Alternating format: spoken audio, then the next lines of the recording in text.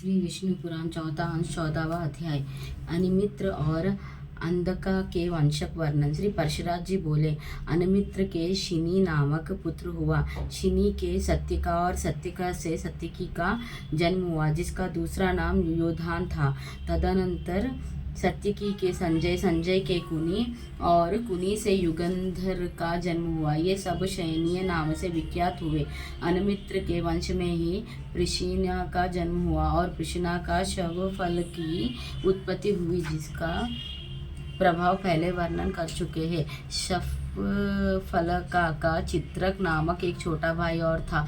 शवफलक के गंधनी से अक्रूर का जन्म हुआ तथा एक दूसरी स्त्री से उपमाद्रक, वृद्धावृद्ध, विश्वरी, मेझिया, गिरिशत्र, उपशत्र, शतधन, अरिमर्दन, धर्मर्थुका, दुष्टधर्मा, गंधमोज, वाहा और प्रतिवाह नामक पुत्र तथा सुतारा नमनी कन्या का जन्म हुआ। देववना और उपदेव ये दो अक्रूर के पुत्र थे तथा चित्रका के विपुत्र आदि अनेक पुत्र थे। कुकुर, बचमान, शुचिकंबल और बृहर्षि ये चार अंधका के पुत्र हुए। इनमें से कुकुर से दृष्ट, दृष्ट से कपोतरोमा, कपोतरोमा से विलोमा तथा विलोमा से तुम्बुकुरिक मित्र अनु का जन्म हुआ। अनु से अनकादुदुम्बी, उससे अभिचित, अभिचित से पुनर्वासा और पुनर्वासा से अहुक नामक पुत्र और अहुकी नमनी कन्या का जन्म हुआ। अहुका के देवक और अग्रसेन नामक दो पुत्र हुए। उनमें से देवक के देवावना, उपदेव, सहदेव और देवरक्षित नामक चार पुत्र हुए। इन चारों की वृक देवा, उपदेवा, देवरक्षिता, श्रीदेवा, शांतिदेवा, सहदेवा और देवकी ये 7 भागिनियाँ थी। ये सब वासुदेव जी को विवाही गई थी।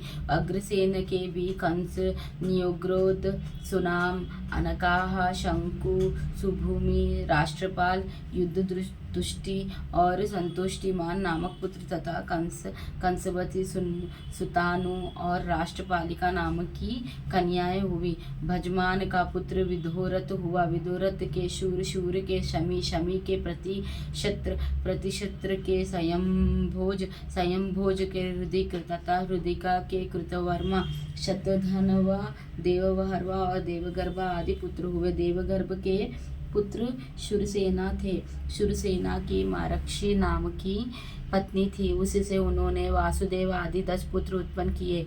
वासुदेव के जन्म लेते ही देवताओं ने अपना व्यवहत दृष्टि से यह देखकर कि इनके घर में भगवान अश्वावतार लेंगे, अनाक और दुदंबी आदि भाजे बजाए थे, इसीलिए इनका नाम अनाक दुदंबी भी हुआ। इनके देवभाग देवश्रवा, अष्टक, कुकुचक्र, वत्सधारक, सृंजय, श्याम, शामिका और गणडूषा नामक 9 भाई तथा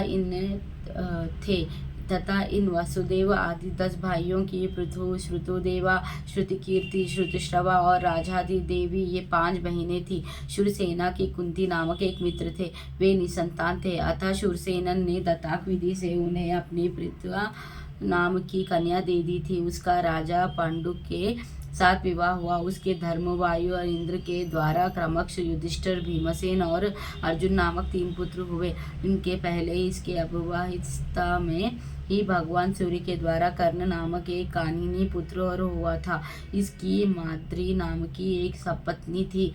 उसके अश्विनी कुमार द्वारा नकुल और सहदेव नामक पांडु के 2 पुत्र हुए। शूरसेना की दूसरी कन्या श्रोतदेव का कारुक्षा नरेश वृद्धधर्मा से विवाह हुआ था। उससे दंतवक्र नामक महादैत्य उत्पन्न हुआ। श्रुतकीर्ति को केकयराज ने विवाह था।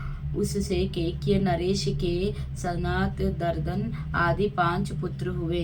राजादिदेवी से अवनीति देशीय विंद और अनुविंद का जन्म हुआ।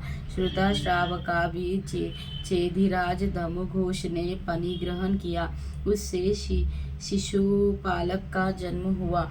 पूर्व जन्म में यहाँ अतिशय पराक्रमी हिरण्यकशिप नामक दैत्यों का मूल पुरुष हुआ था, जिसे सकल लोक गुरु भगवान नरसिंह ने मारा था। तदंतर यहाँ अक्षय, वीर्य, शौर्य, संपत्ति और पराक्रम आदि गुणों से संपन्न तथा समस्त त्रिभुवन के स्वामी इंद्र के भी प्रभाव को दबाने वाला दाशनन हुआ। स्वयं भगवान के हाथ से ही मारे जाने के पुण्य से प्राप्त हुए नाना भोगों को वह बहुत समय तक भोगते हुए अंत में राघव रूपधारी भगवान के ही द्वारा मारा गया।